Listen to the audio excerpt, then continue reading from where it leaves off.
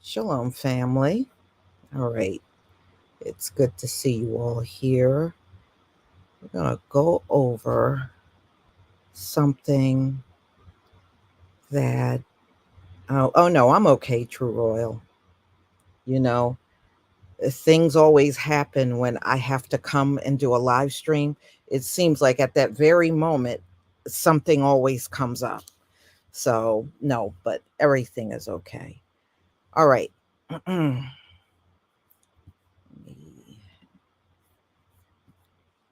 share my screen. All right. So, I mean, we all know the history of these big universities, especially the big name ones, all partook in chattel slavery. Some of them had slaves just for the students and the faculty. And we know a lot of the experiments that happened also occurred at many of these university hospitals, which originally was the university itself.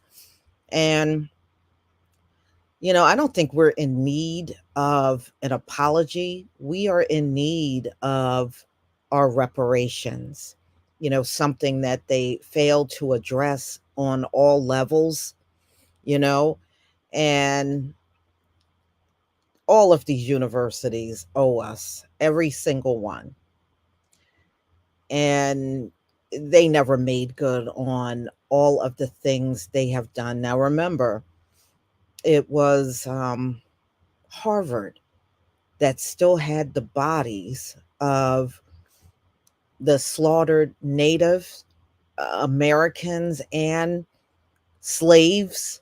I just think that's sick. How the hell do you keep somebody's body for hundreds of years? And that's just sick. That is sick. But they have the bodies. And Yale, none of them are innocent at the end of the day. And then you have the University of Pennsylvania. and they got body parts, and they're actually selling body parts of these folks that they have. It's just sick. The whole thing, whole system is sick. All right.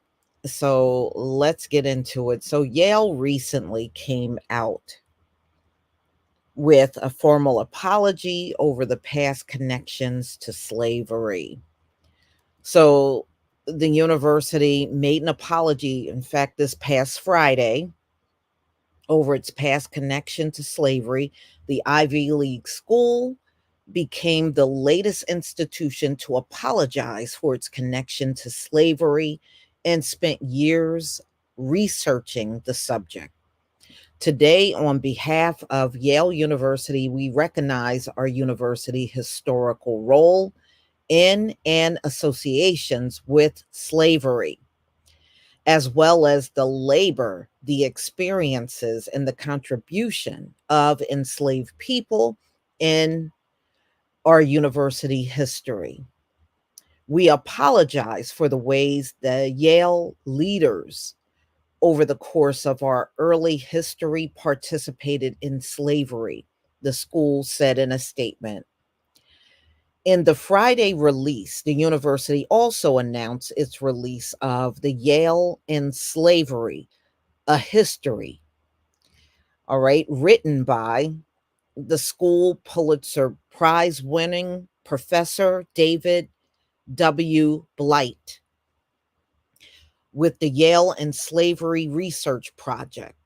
The school also shared a range of initiatives and actions it would pursue based on the findings of the school's project.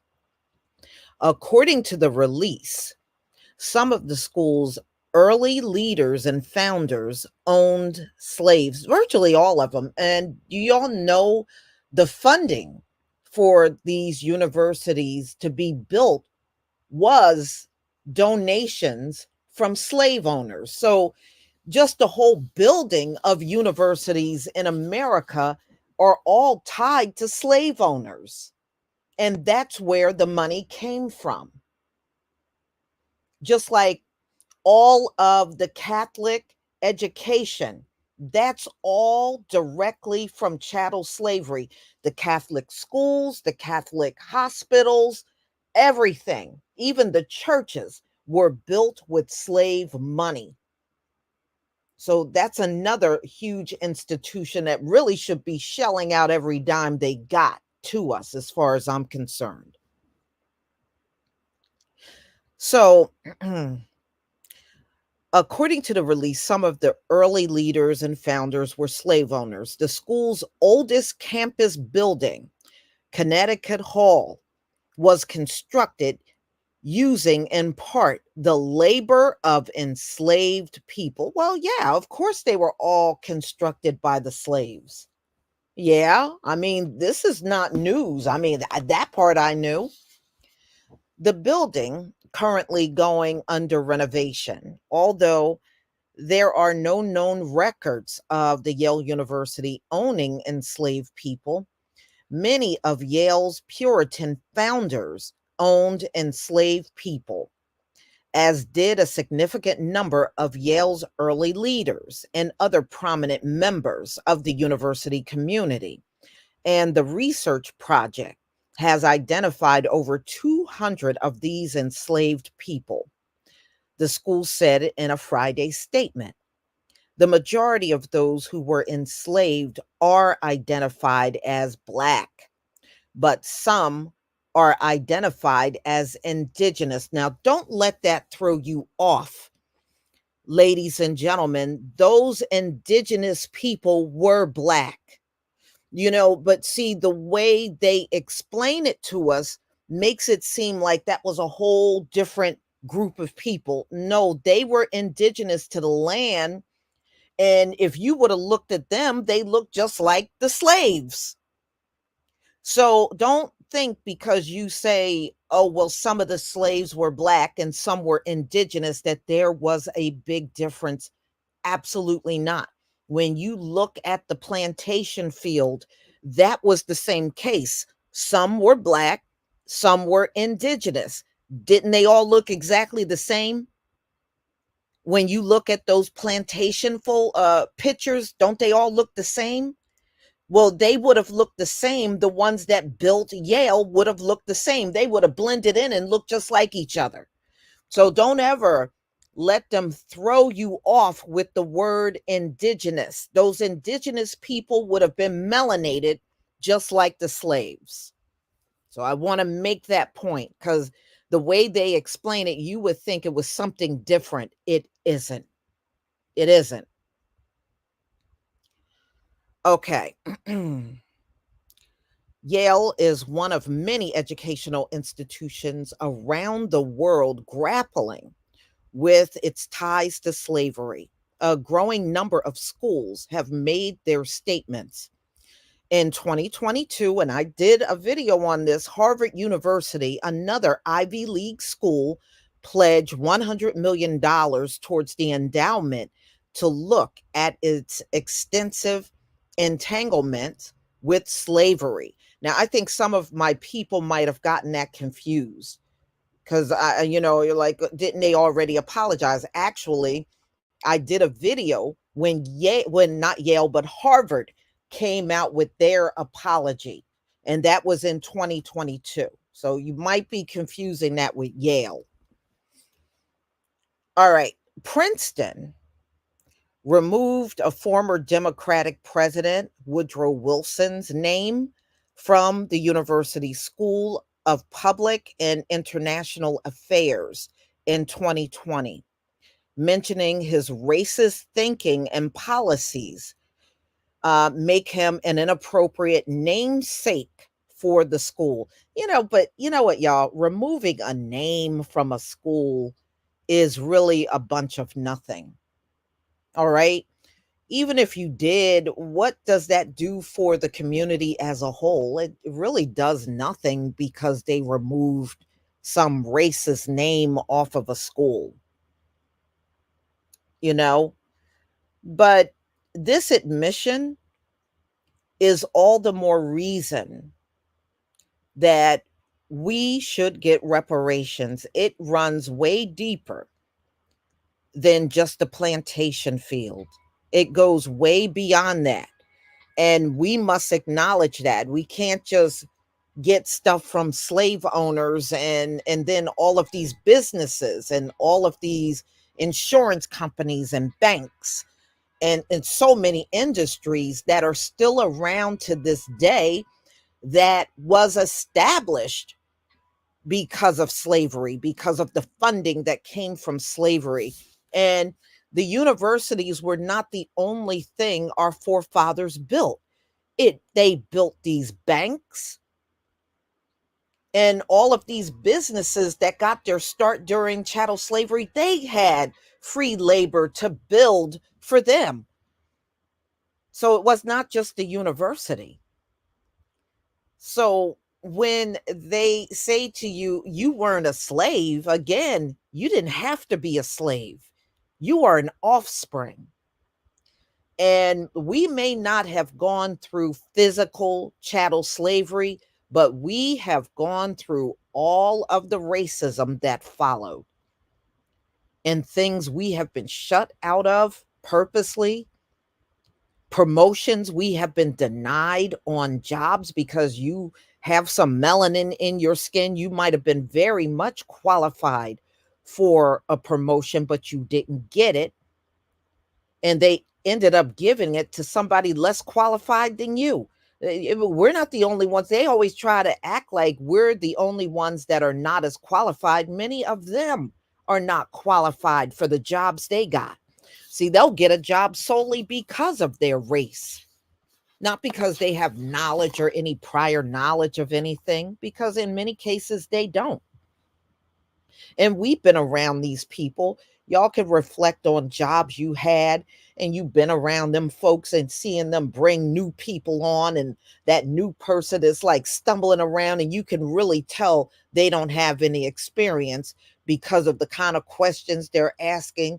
They don't know how to do like a basic thing that should be common knowledge on a job. We know. I mean, you have really never fooled us with that one. For real. So they put this out this past Friday, and it's an acknowledgement, but we know a statement or an apology don't go far enough. They really need to give back to the community that you stole labor from, that you stole service from, and that you mistreated. And you can best believe when they were building this university, can you imagine all the hell they went through every day dealing with them folks? I bet it was pure hell. I bet it was pure hell. It's no telling how many things occurred because we know nothing goes smoothly around these folks for real. We already know that. Mhm.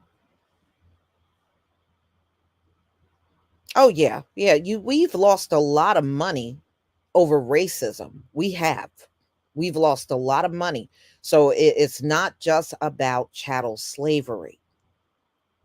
Nor has it ever been just that. You know, when they talk, they act like they didn't do anything to us after the slaves were released. And it's the most dishonest thing coming from them for real.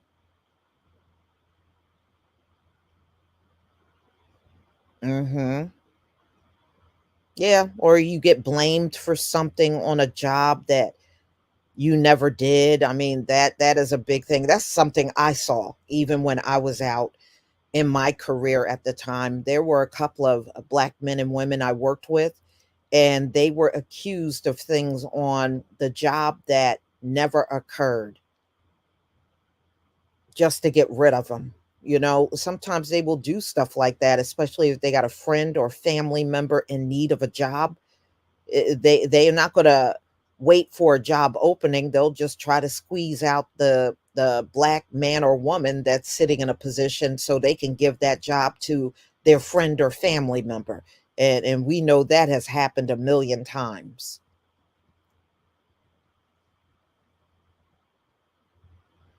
Mhm.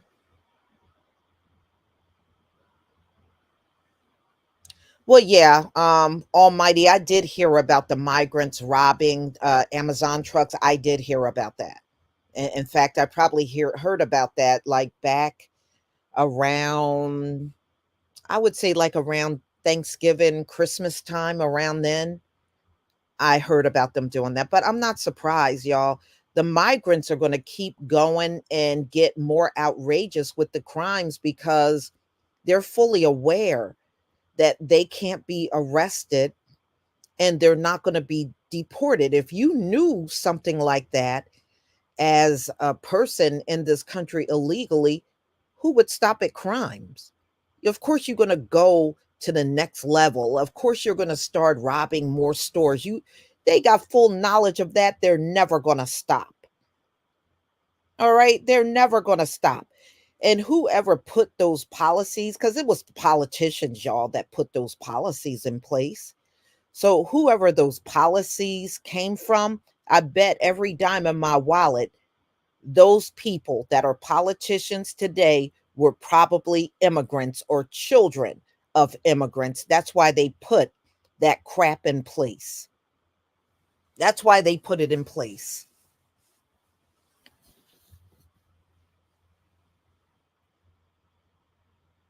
Mhm. Well, the main ones that want them here, y'all, we gotta be real. It's the elites. It's the people that have these big corporations, these big businesses, these farms and everything because they want cheap labor. And once they got enough in here, a lot of people are going to be out of jobs. And that's what they don't realize. Even them, it's not going to just be our people, it's going to be people across the board that are going to be out of jobs. You just wait. They're still trying to pack them in here. When they feel they got the number that they want, It's not going to be unusual for you to start seeing and hearing about people that lost their jobs and being replaced with one of these illegals. And that is going to be the next step.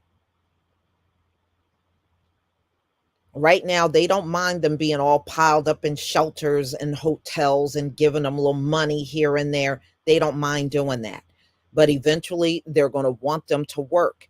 And anybody that they feel is being paid too much money, those are the ones they're going to get rid of first and start throwing them in and probably giving them a fraction of the salary that you're making. But that's going to be the next step. And it's going to be a lot of these industries where people are making a lot of money. And these things are going to happen rapidly. It's going to happen very rapidly.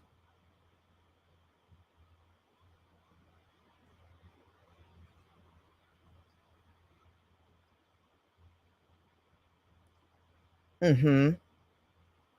But you know what? Most of the people that they are robbing are not us. If you notice, if you go and look at the stories coming out of Chicago and New York, they're going after white people.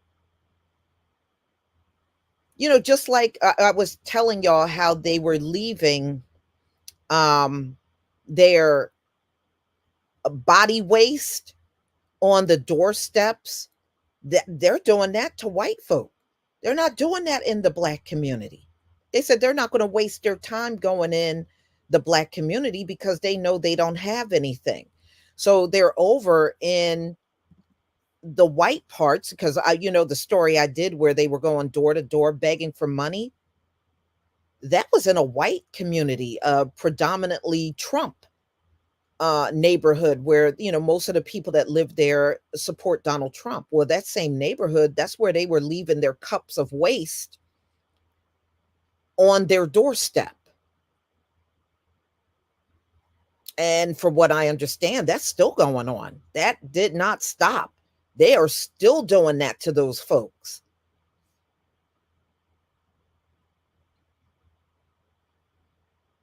But like I said, y'all, you ain't seen nothing yet. Wait until it gets warm. Wait until it gets warm. They gonna really go wild when the spring hits and summer all the way through the fall, when the warm seasonable weather comes. Oh, they gonna go out of control in these cities. You just wait and see.